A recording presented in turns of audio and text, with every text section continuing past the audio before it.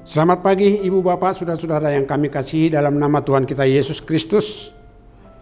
Marilah kita mendengarkan firman Tuhan pada pagi hari ini yang tertulis dalam kitab Injil Matius pasal 5 ayat 17. Janganlah kamu menyangka bahwa aku datang untuk meniadakan hukum Taurat atau kitab para nabi.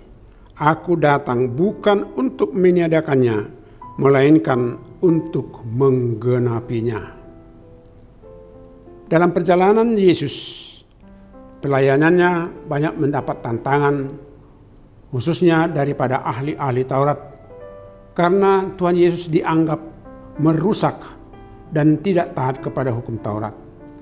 Oleh karena itu, jawaban Yesus adalah sangat jelas bahwa Dia datang bukan untuk meniadakan, bukan untuk menyangkal hukum Taurat dan kitab para nabi, melainkan untuk menggenapinya. Tetapi dengan sederhana, Tuhan Yesus mengatakan dalam kesimpulan hukum Taurat itu adalah hidup di dalam kasih. Kasihilah Tuhan Allahmu dan kasihilah sesamamu manusia. Cukup sederhana kan? Tetapi kita jangan lupa bahwa banyak hal yang harus kita lakukan dalam hidup mengasihi sesama. Sebagai penggenapan daripada hukum Taurat, Tuhan Yesus datang mengasihi kita, mengasihi dengan sempurna, mengasihi dengan menjalani penderitaan, bahkan kematian di kayu salib. Itulah penggenapan kasih yang telah diperbuat oleh Tuhan Yesus kepada kita. Nah, oleh karena itu, jika kita mau menerapkan hukum kasih dalam kehidupan kita, hukum kasih untuk mengasihi Tuhan Allah dan mengasihi sesama manusia, memang kalimatnya begitu singkat. Tetapi untuk melakukannya, banyak hal yang harus kita lakukan. Hidup kasih adalah menuntut ketaatan. Hidup kasih adalah menuntut pengorbanan. Hidup kasih adalah menuntut kebijaksanaan. Hidup kasih adalah menuntut kehikmatan. Hikmat yang daripada Tuhan itu senantiasa menuntun kita untuk melakukan yang terbaik. Oleh karena itu, hidup kasih tidak lagi diperinci pasal per pasal, tetapi dengan penuh tanggung jawab, dengan sepenuh-penuhnya sebagai orang yang percaya kepada Tuhan Yesus Kristus. Marilah kita hidup dengan sempurna untuk melakukan kasih terhadap satu dengan yang lain. Banyak orang yang mencoba menguraikan kasih ini. Menguraikan kasih itu menurut pertimbangan dan pemikirannya sendiri. Tetapi kasih yang sempurna adalah jika seseorang mampu mengorbankan hidupnya, mengorbankan dirinya untuk kepentingan dan kebutuhan orang lain. Dengan kata lain, itulah yang diperbuat oleh Tuhan Yesus. Dinyatakan di dalam hidupnya, Dia mati karena Dia mengasihi kita orang-orang berdosa.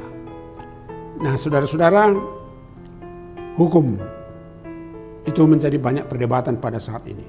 Kita lihat di tengah-tengah bangsa dan negara kita sudah banyak pasal-pasal, banyak undang-undang, banyak hukum, bahkan banyak ahli-ahli hukum dan berdebat satu dengan yang lain. Mungkin atas perdebatan itu berbeda hukum yang ini dengan hukum yang itu, pemahaman yang satu dengan yang lain. Namun secara sederhana dalam kehidupan orang beriman, hukum itu hanya disimpulkan, kasihilah Tuhan Allahmu dan kasihilah sesama manusia. Dan inilah yang telah digenapi oleh Tuhan Yesus Kristus. Dia taat, Dia menyerahkan nyawanya, mati di kayu salib. Dan Dia juga mengorbankan dirinya untuk menebus dosa-dosa kita.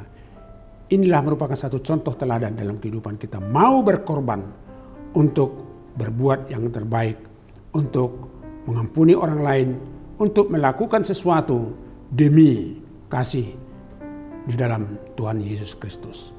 Oleh sebab itu, saudara-saudara, firman Tuhan pada pagi hari ini mengajak kita, Tuhan telah menggenapi hukum itu.